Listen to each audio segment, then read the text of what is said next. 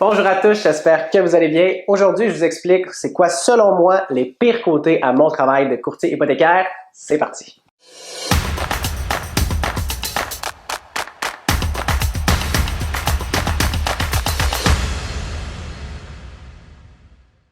Alright, avant de commencer la vidéo, la première chose que je veux dire, c'est que oui, il y a certains côtés qui sont moins fun au travail des courtiers hypothécaires, mais j'adore mon travail, je le remplacerai pour aucun autre. J'aime ce que je fais de tout mon cœur. Ceci dit, il y a quelques points qui sont moins fun, fait que je vais les partager avec vous aujourd'hui. Le premier point, c'est bien évidemment les heures. Je suis pas salarié, je suis travailleur autonome, je suis propriétaire du cabinet pour lequel je travaille, donc c'est sûr que des heures de la job, il y en a, il faut en mettre. Donc en général, ce que je vais faire, c'est que je vais travailler de 10h à 10h environ, avec peut-être une pause d'une demi-heure, 45 minutes entre les deux pour manger, et ça va être 6 à 7 jours semaine. Deuxièmement, ça me dérange pas, mais ça peut être un point négatif pour certaines personnes, c'est qu'il faut toujours être disponible. C'est pas compliqué. Si moi, il y a un client qui a une question ou une inquiétude et qui veut faire un changement le dimanche après-midi à 2h, il faut que je sois là pour justement répondre, il faut que je sois disponible. Fait que, le deuxième point, c'est que tu peux pas être 5h le soir, le vendredi, merci, bonsoir, on se revoit le lundi matin. Ça fonctionne pas comme ça. C'est une game 7 jours pour vraiment donner le meilleur service possible à nos clients. Le troisième point, ça c'est pour moi le plus gros, c'est l'attachement émotionnel, puis c'est une job qui est quand même assez difficile à ce niveau-là.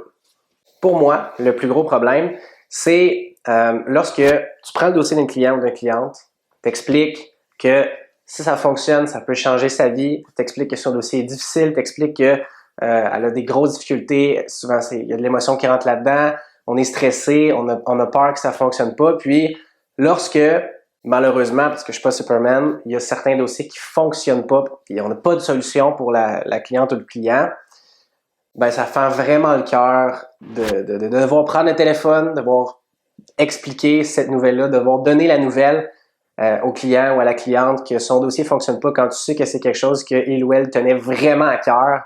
Honnêtement, c'est difficile. Personnellement, je compare ça, puis c'est sûr que c'est pas au même niveau, mais je compare ça au docteur qui doit annoncer une mauvaise nouvelle d'une maladie grave à un patient. Je peux même pas m'imaginer à quel point c'est difficile parce que j'ai de la misère moi-même à le faire avec mes clients.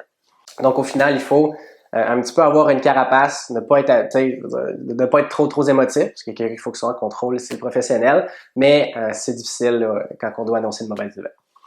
Puis à part ces 3 points-là, il n'y a pas vraiment d'autres choses que il est plus tannant dans mon travail. C'est sûr qu'il y a des mauvaises journées, il y en a des meilleures. Puis c'est pas des points non plus qui sont insurmontables, comme je l'ai dit au début de la vidéo. J'adore mon travail, mais c'était 3 points qui sont un petit peu répétitifs. Donc il y a beaucoup de travail à faire. C'est poche d'apprendre une mauvaise nouvelle.